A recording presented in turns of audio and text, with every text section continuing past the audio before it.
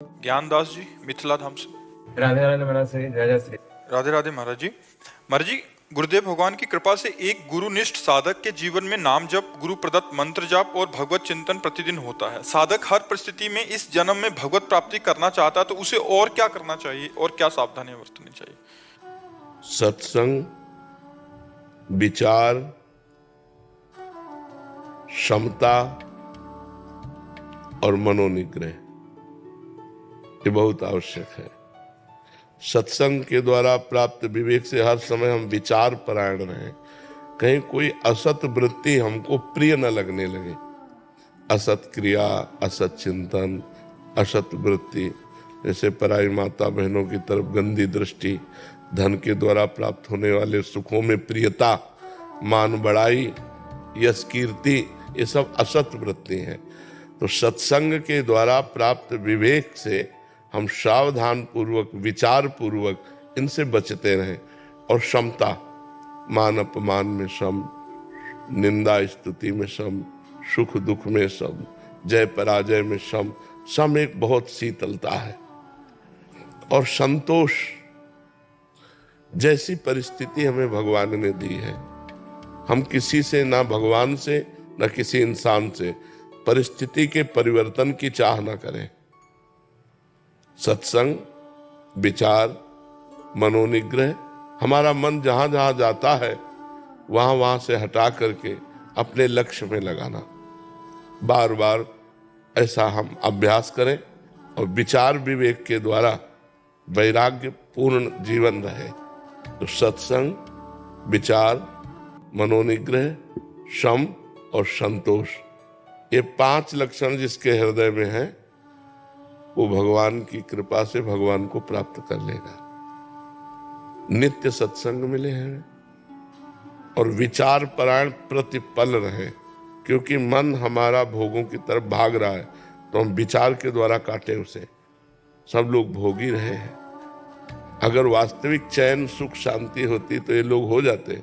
सब अशांत है, सब क्लेशित है। आखिरकार कितने दिन भोगेंगे? आखिरकार इस शरीर अविनाशी तो है नहीं, मरेगा तो है ही, फिर हमारे हाथ क्या लगा? तो विचार के द्वारा हम भोगों का त्याग करें, मन को जहां जहां जाए वहां से हटाकर अपने लक्ष्य पे लगाएं। मनोनिग्रह और सम, द्वंद्वों में सम रहना सीखें। सुख दुख में, लाभ हानि में, मान अपमान में सम रहना सीखें। और सबसे बड़ी चीज है संतोष। हर परिस्थिति में संतोष। जैसे प्रभु हमें रख रहे हैं हम वैसे संतुष्ट हैं। हमें किसी व्यक्ति से या स्वयं प्रभु से भी परिवर्तन की चाह नहीं है। जैसी परिस्थिति है ये हमारे लायक है, हम इसी परिस्थिति में भजन करके भगवान को प्राप्त करें। ये 5 बातें हमारे जीवन में हो, सत्संग, संतोष, मनोनिग्रह, विचार, सम। सम माने समता, बस वो सिद्ध पुरुष हो जाएगा। ये 5 शब्दों को याद कर लो कि इनका हमारे जीवन में योग है कि नहीं। रोज सत्संग, जैसी परिस्थिति उसमें संतोष, जहां जहां मन जाए वहां से हटा के अपने लक्ष्य में लगाना। और विचार परायण रहना, जहां जहां मन हमें फंसा रहा है विचार के द्वारा उसे हम काटें। और सम रहना, द्वंद्वों में सम रहना। द्वंद्वैर विमुक्ता, जो द्वंद्वों से मुक्त है वही परमात्मा प्राप्ति के लिए बकाया नाम जप तो कर ही रहे हैं, गुरु निष्ठा में भी हैं। तो ये 5 बातों का मनन कर लीजिए, इन 5 को अपने जीवन में लाइए। सत्संग, संतोष, मनोनिग्रह, समता, विचार। विचार नहीं तो पशु है, बिना विचारे जे करें ते पाछे पछताएं। काम बिगाड़ो आपनो जग में होता, एक एक कदम विचार पूर्वक रखें। और मन को बार बार संसार से हटाकर प्रभु में न लगावें तो साधना किस बात की? अगर दुख सुख को सहे ना तो साधु किस बात का? तो सत्संग, संतोष, मनोनिग्रह, विचार और क्षमता, ये बातें आ गई तो भगवत प्राप्ति हो गई। समझ रहे हो ना? जीवन मुक्त है अगर ये 5 बातें उसके जीवन में हो, वो जीवन मुक्त ही है जी। सताक्षी जी बिहार से। श्री हरिवंश महाराज जी, महाराज जी, मुझे हमेशा ये डर बना रहता है कि बड़ी मुश्किल से मनुष्य शरीर प्राप्त हुआ है, कोई गलती होगी तो फिर 84 लाख योनियों में घूमना पड़ेगा। महाराज जी, किस प्रकार का अपराध क्षमा योग्य नहीं होता? भगवान से विमुख होना सबसे बड़ा अपराध है। जितनी भी गलतियां हैं, जितनी भी दुर्गतियां हैं, वो जीव को भगवान से विमुखता के कारण प्राप्त होती हैं। इसलिए हमें चाहिए कि भगवान की शरण में होकर शास्त्रों का स्वाध्याय करें, संतों का संग करें, खूब नाम जप करें और जीवन में एक एक मिनट सावधानी पूर्वक काटें। हमारी मन और इंद्रियों का प्रवाह भोगों की तरफ स्वतः है। जैसे पानी को कहीं छोड़ो, वो जहाँ ढलान होगी वहीं जाएगा नीचे, ऐसे ही मना खष्टान इंद्रियाणि प्रकृति स्थान कर सती। ये मन और इंद्रियां भोगों की तरफ हमारी जाती है, उनको परमात्मा की तरफ करना ही सन्मुख होना है।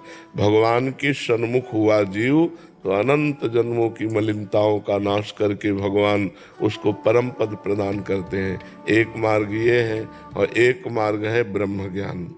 वो सबके बस की बात नहीं है, वो तो बहुत अच्छे कोई उच्च कोटि के मुमुक्ष साधक का मार्ग है। तो इसलिए सहज सरल भक्ति का जो मार्ग है उसके द्वारा हम भगवान की प्राप्ति का उपाय करें। भगवान के सन्मुख होते, सन्मुख होए जीव मोय जबहि, जन्म कोटि अघनाशों तबहि। करोड़ों जन्मों के पाप भगवान नष्ट कर देते हैं जब जीव भगवान की शरण में होता है। इसलिए भगवान की शरण में हो और सत्संग सुनो। सत्संग से बुद्धि पवित्र होती है, बुद्धि में विवेक जागृत होता है और विवेक के द्वारा ही हम भोगों के राग का नाश कर सकते हैं। भोगों का राग यदि नष्ट नहीं हुआ तो सब पाखंड चलता रहता है। भोग भोग रहे हैं और मनमानी आचरण हो रहे हैं। हम भगत भी कहलाते हैं, साधक भी कहलाते हैं, उपासक भी कहलाते हैं, वो सब नौटंकी है। कोई उसमें उन्नति आध्यात्मिक नहीं हो सकती। वो केवल मान्यता है कि हम साधक हैं, हम उपासक हैं। साधक वही है जो अपनी चित्त वृत्ति को एकमात्र परमात्मा में लगाने का प्रयत्न कर रहा है और जितने भोग हैं मर्त्य लोक के लेकर के ब्रह्म लोक तक, सब भोगों से उदासीनता हो। ब्रह्मादिक के भोग सब विषम लागत ताहि, नारायण ब्रजचंद की लगन लगी है जाए, तभी जीव का कल्याण होता है। बहुत दुरंत माया है, दैवी है सागुणमयी मम माया दुरत्यया। दुरत्यया जल्दी तरने में नहीं आती है, जीव को फंसा के गिरा लेती है। मामे ये प्रपद्यन्ते माया में ताम तरंतिते। जो मेरी शरण में आ गया वो माया से तर गया। तो भगवान की शरण में हो, नाम जप करो, सत्संग सुनो, पवित्र भोजन भगवान को अर्पित करके पाओ, गंदे आचरणों से बचो, तो ये जन्म सार्थक हो जाएगा। सबसे बड़ा अपराध है भगवत विमुक्ता। कहे हनुमंत विपत्ति प्रभु सोई, जब तो सुमिरन भजन होए। अगर सुमिरन भजन हो रहा तो कोई भी अपराध बन गया हो, अब चिंता करने की जरूरत नहीं, सब पाप नष्ट हो जाएंगे। अहम त्वाम सर्व पापेभ्यो मोक्षयिष्यामि मा शुचा। मैं तुम्हें समस्त पापों से मुक्त कर दूंगा, भगवान कह रहे। तो हम भगवान की शरण में होकर नाम जप करें। वैष्णवी जी कनाडा से, राधे राधे राधे। महाराज जी, महाराज जी, क्या संत महात्मा के दर्शन से हमारे कर्म कट जाते हैं? अगर हाँ तो इस जन्म के और पुराने देखो, हम ज्यादा भावुकता वाली बातों को नहीं। क्या आपने संतों के दर्शन नहीं किए? आप विचार करके देखो, क्या आपके कर्म बंधन कट गए? नहीं। क्या संतों के पास जो है सबके कर्म बंधन कट गए क्या? नहीं। संत जो कह रहे हैं वो बात मान लो तो कर्म बंधन कट जाएंगे। अगर संतों की आज्ञा का पालन नहीं किया, संत शास्त्र के अनुसार नहीं चले, तो केवल देखने से कर्म बंधन नहीं कटते। भगवान को भी अर्जुन जी देख रहे हैं, लेकिन वहां भगवान भी गीता का उपदेश कर रहे हैं कि ऐसा करो, ऐसा करो, मेरा अनन्य चिंतन करो, मेरे मन वाले बनो, ऐसा करो, ऐसा करो, आदेश कर रहे हैं। हाँ, संत दर्शन हमारे भाग्य का विषय है। संत दर्शन बड़े सौभाग्य से मिलता है, पर उसका खास सौभाग्य क्या है संत दर्शन का? उनके वचन, उनके 4 वचन हम सुने और उन्हीं को अपने जीवन में उतार लिए तो हम स्वयं साधु बन गए। अगर हम केवल देख लिया और मनमानी आचरण कर रहे हैं तो देखने मात्र से बात नहीं बनने वाली। संत का दर्शन यद्यपि पापों का नाश करने वाला होता है, संत दरस जिम पातक टरे, और आपने कर्म बंधन की बात कही, तो कर्म बंधन तभी कटते हैं जब संत आज्ञा पर जीवन चलाया जाए। जो संत हमें आदेश कर दे उसके अनुसार जीवन चलाया जाए तो हमारे कर्म बंधन कट जाएंगे। पारसनाथ पटेल जी। राधे राधे महाराज। राधे राधे महाराज जी। महाराज जी, हम कोलकाता से वृंदावन पद यात्रा करके आए हैं। रास्ते में एक जगह हम रुके, वहाँ एक माता जी ने हमें दही रोटी खिलाई थी। तो महाराज जी, क्या वो श्री जी के रूप में आई थी? और जब हम श्री जी के दर्शन करने गए तो वहाँ किसी ने चुनरी प्रसादी दी, तो महाराज जी वो श्री जी। ये सब बाहरी बातें हैं, ये सब बाहरी बातें हैं। सब में भगवान है। किसी को प्रेरित कर दिए, कोई रोटी पवा दिया, कोई कहीं भगवान के धाम में गए, आपको दैन्य देखकर भगवान ने चुनरी उड़ा दी। हमारा थोड़ा चिंतन अलग है। आपका चिंतन क्या बन रहा है? अगर आपका चिंतन परमात्मा चिंतन नहीं हो रहा तो चुनरी क्या करेगी, हमें बताओ। आपका परमात्मा चिंतन नहीं हो रहा है, एक हम कहें परमात्मा ही आके हमको एक टाइम भोजन पवा दिए स्वयं अपने हाथ से, हमारा चिंतन संसारिक बन रहा है, तो हमें लाभ क्या मिला? मतलब हमारी मेन बात रहती है अध्यात्म में, इन सब बाहरी बातों में नहीं रहती कि सौभाग्य है भगवत प्रसादी मिली, प्रारब्ध है कि कोई आके हमें दही रोटी पवा गया। तो कोई क्या, सब में परमात्मा विराजमान है। श्री जी आकर के निकुंज से हमें दही रोटी तो पवाएंगे नहीं, किसी को प्रेरित कर देंगे और वो आकर के हमें कुछ भी पवा सकते। खास बात है, पूरे जीवन भर यही सब देखते रहे, पर हम सब काटते रहे। अब आते ही हो तो छुप के क्यों आते हो? डरते हो क्या? हम तुम्हारे आशिक हैं, तुमसे प्यार करते हैं, तो आओ खुले पर्दे में आ। ये क्या पर्दा लगा के कि उनके रूप में क्या वही थे क्या? तो सब रूपों में तो तुम ही हो, उसमें कोई अंतर थोड़ी है। हाँ, अब तुम्हारी हम मंडन करते हैं इस बात का कि आप इतनी दूर से वृंदावन पैदल आए हो, आपको दंडवत है, प्रणाम है, पर इसका फल होना चाहिए भगवान की भक्ति। क्यों, क्या लक्ष्य लेके आए हो? महाराज जी, हम यही लक्ष्य से आपका वाणी सुन के चले कि हमारा भजन बढ़े, श्री जी हमें ये सृष्टि में भेजी है तो उनके लिए कुछ करें। और आप किसी से कहना मत कि मैं पैदल आया हूं। जितने से कहोगे आपका पुण्य नष्ट होता चला जाएगा। ठीक है, बहुत मेहनत की है, वो परमात्मा को समर्पित कर दो। हे भगवान, आपने बड़ी कृपा की जो हमको पद यात्रा द्वारा वृंदावन बुलाया। अब यहाँ वृंदावन की भी परिक्रमा कर लेना, ठीक है, वृंदावन की परिक्रमा कर लेना, बिहारी जी से आंख लड़ा लेना जाके, महाराज बड़ी कृपा की बुलाया। पूरा महाराज जी परिक्रमा करके गोवर्धन परिक्रमा किए, बरसाना करते, इधर करते। हाँ, यही सब लाभ है। और अब इसका प्रचार प्रसार मत करना, चुपचाप गुप्त रखना, ठीक है जी। मिथिलेश कुमार जी, प्रयागराज से। राधे राधे महाराज जी। महाराज जी, आपके चरणों में कोटि कोटि प्रणाम। महाराज जी, यूट्यूब के माध्यम से 1 वर्ष से अधिक समय से आपको एकांतिक वार्तालाप और सत्संग माध्यम से सुन रहा हूँ और राधा कृष्ण जी में मेरी प्रीति बढ़ रही है। महाराज जी, राधा राधा का संगीत में जाप करने में मन लगता है, लेकिन बिना संगीत में जाप में मन जल्दी जल्दी भाग जाता है। महाराज जी, दोनों के फल में समानता रहेगी महाराज जी, या कोई अंतर होएगा?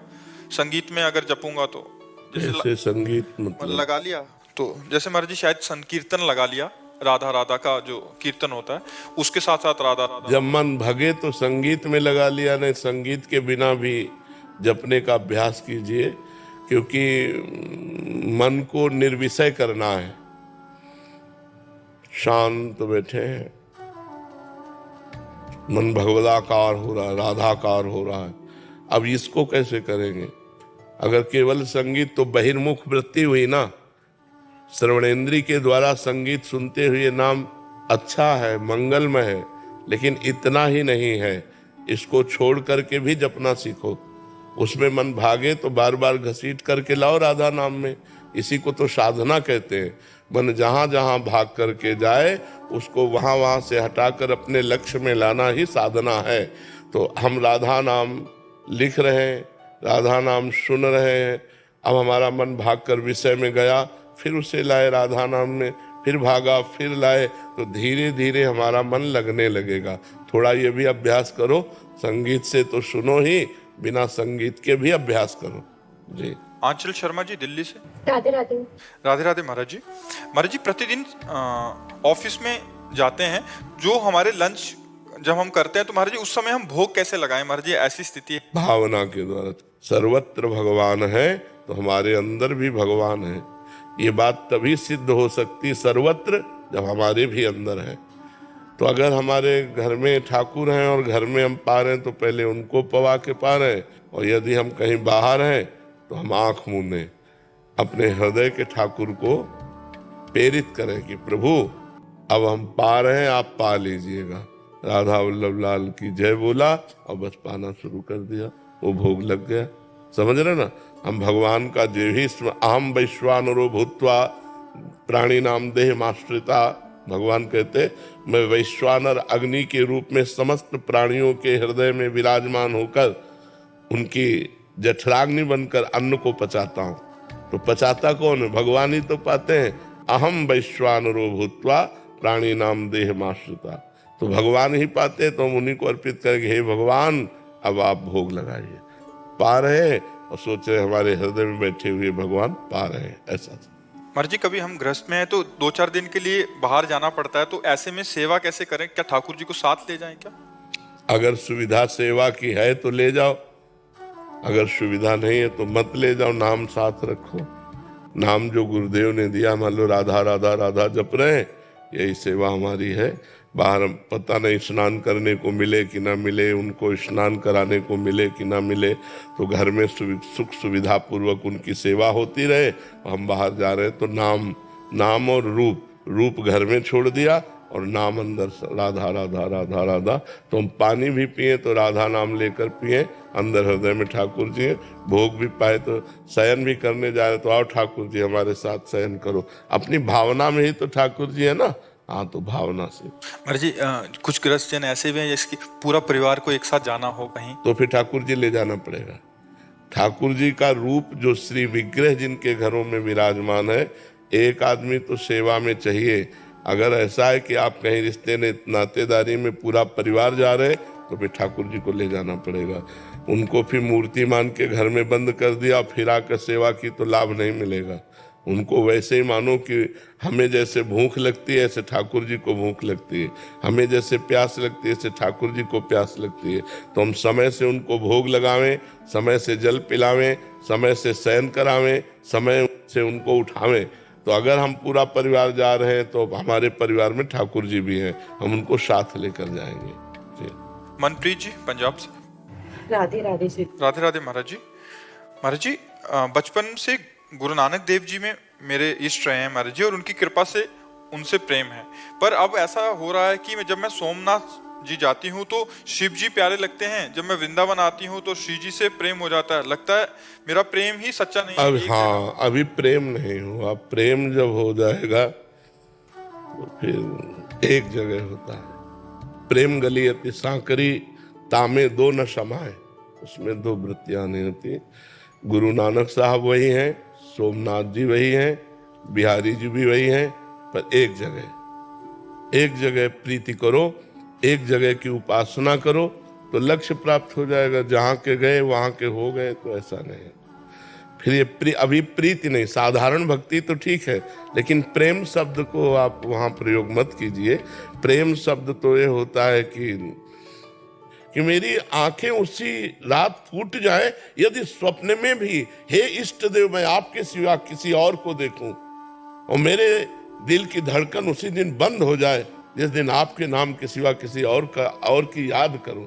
तो प्रीति अभी न लाज तीन लोकन की, न वेद को कहो करे, न शंख भूत प्रेत की, न देव जच्छ ते डरे, सुने न कान और की, दृश्य न और इच्छा। जहाँ हमारी प्रीति हो गई वही हमारे लिए सर्वोपरि है। हम दूसरी तरफ आंख उठा के नहीं देख सकते। हमारे हरिवंश महाप्रभु कहते हैं, रसना कटो जो अन रटो, निरखि अन फुटो नयन, श्रवण फुटो जो अन सुनो, श्री राधा जसवैन। यदि लाडली के सिवा और नेत्र कुछ देखें तो फूट जाए, अगर लाडली के सिवा कान कुछ और सुने तो फूट जाए, यदि राधा किशोरी के सिवा हमारी जबान कुछ बोले तो कट जाए। ये प्रीति है। प्रीति में बहुत नहीं होते, प्रीति में जमाना नहीं होता। फैले सो जमाना, समिटे सो आशिक, एक में मन को लगा दिया वो प्रीति होती है। सा वै मनः कृष्ण पदारविंदयो। अपने आराध्य देव के चरणों में मन लग गया, उसे प्रीति कहते हैं। हाँ, साधारण भक्ति मान सकते हैं, लेकिन प्रीति नहीं। अनुज जी। श्री हरिवंश गुरुदेव। श्री हरिवंश महाराज जी। महाराज जी, अगर किसी जानवर के आखिरी वक्त में राधा नाम कीर्तन चन्नामृत लाडली लाल जी तो उसका भी कल्याण हो जाएगा, और हमारा आपको सुकृत मिलेगा, आपको पुण्य लाभ मिलेगा और उसका कल्याण हो जाएगा। क्योंकि अंतिम समय भगवान का चरणामृत और नामामृत जिसके भी कान में चला गया उसका कल्याण हो जाएगा और उसका फल आपको मिलेगा पुण्य। कि अंतिम समय आपको भी कोई सुनाएगा नाम, अंतिम समय आपको भी चरणामृत भगवान का मिलेगा, जिससे आपका मंगल हो जाएगा। आराधना शर्मा जी दिल्ली से। श्री हरिवंश महाराज जी। महाराज जी, एक बार आपने बताया थी कि धाम आने वाला और धाम आने में सहयोग करने वाला समान फल के अधिकारी हैं। तो महाराज जी, जो हमें घर में ही भगवत मार्ग पर चलने के लिए सहयोग करते हैं, उनको भी कुछ फल मिलता है? हाँ, पारिवारिक कर्ता, प्रेरक, अनुमोदन, चाहे पाप कर्म हो या पुण्य कर्म हो, तीनों को बराबर फल मिलता है। जैसे पाप कर्म में है तो तीनों को भागवतिक विधान में बराबर दंड मिलेगा।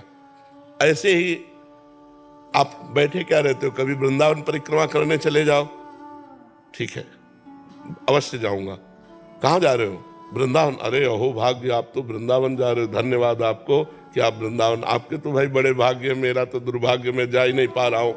और आप आए तो आपको जो परिक्रमा का फल मिलेगा वही बीच में जिसने धन्यवाद दिया उसको मिलेगा, और जिसने आपको प्रेरणा की उसको मिलेगा। शास्त्रीय सिद्धांत ऐसा है जी। पूरन चंद जी, हिमाचल। राधे राधे। महाराज जी, आपको सुनना शुरू किया, उससे पहले कहीं और सुनता था, कहीं और, तब गंदे विचार बहुत कम परिवर्तन हुए थे, बट आपको सुनना शुरू किया तो बहुत अंदर से सारे विकार जाते रहे। ज्यादा ज्ञान बढ़ता जा रहा है आपकी सत्संग उपदेश से। क्या ये सब भगवान की ही रचा हुआ होता है? जैसे कि खास सत्संग संत के उपदेश को सुनकर उद्धार होता है जैसे किसी का, तो ये भगवान का रचा हुआ होता है या खुद से ही, मतलब कृपा हुई इन पे कि आपका सत्संग सुनने? हाँ, बेनु हरि कृपा मिले नहीं संता। पर परिवर्तन तभी होता है, जबान से परिवर्तन नहीं होता। यदि हम खुद गंदे हैं और तुम्हें अच्छे का उपदेश करें तो कभी परिवर्तन नहीं होगा। जो हमारे अंदर है वही तुम्हारे अंदर प्रभाव डालेगा। अगर हमारे अंदर नहीं, हम केवल प्रवचन करें तो प्रभाव नहीं पड़ेगा, मनोरंजन पड़ेगा, तालियां मले पीट के चले जाओ। जब हम सच्चाई से चलेंगे, जब हम जो अपने आचरणों को सुधार रहे हैं, हम जो भगवान से प्रीति कर रहे हैं, अब बोलेंगे तो प्रभाव तुम्हारे दिमाग में बैठ जाएगा और तुम्हारा परिवर्तन कर देगा। तो भगवान जब द्रवित होते हैं तो वो अपने जनों का संग देते हैं। जब द्रवहि दीन दयालु राघो तो साधु संगति पाइए। जब भगवान कृपा करते हैं तो संतों का संग मिलता है, और जब संतों का संग मिलता है तब जीवन का रंग बदल जाता है। यही है संत संग का परिणाम। यदि हमारा जीवन परिवर्तित नहीं हुआ तो सत्संग क्या? सत्संग के लिए कहा है, तात स्वर्ग अपवर्ग सुख धरी तुला एक अंग, तूलन ताहि सकल मिल जो सुख लव सत्संग। स्वर्ग के सुख और मोक्ष के सुख को भी सत्संग के आगे लघु कर दिया। तो क्या सत्संग? जो हमारे नीच कर्मों से हमको उबार करके अच्छे कर्मों में लगाकर भगवान से प्रीति करा दी, उसी का नाम सत्संग है। यदि प्रवचनकर्ता का उद्देश्य रुपया है, प्रवचनकर्ता का उद्देश्य मान बढ़ाई है, प्रवचनकर्ता का उद्देश्य भोग है, तो वही उद्देश्य तो आप लोगों के भी है। रुपया मिले, भोग सामग्री मिले, मान बढ़ाई मिले, तो दोनों तो एक जैसे हो, तो परिवर्तन कैसे होगा? परिवर्तन तब होगा जब एक का उद्देश्य हो भगवान, और उसके वचन से जब हम सुनेंगे तो हमारा परिवर्तन हो जाएगा। भले उसमें शास्त्रीय शब्द न हो, भले ग्रामीण शब्द हो, सहज शब्दों में बोल दे तो तुम्हारा कल्याण हो जाएगा। क्योंकि वो सच्चाई से भजन मार्ग में चल रहा है, वो भगवान का निज जन है, तो उसका प्रभाव पड़ेगा।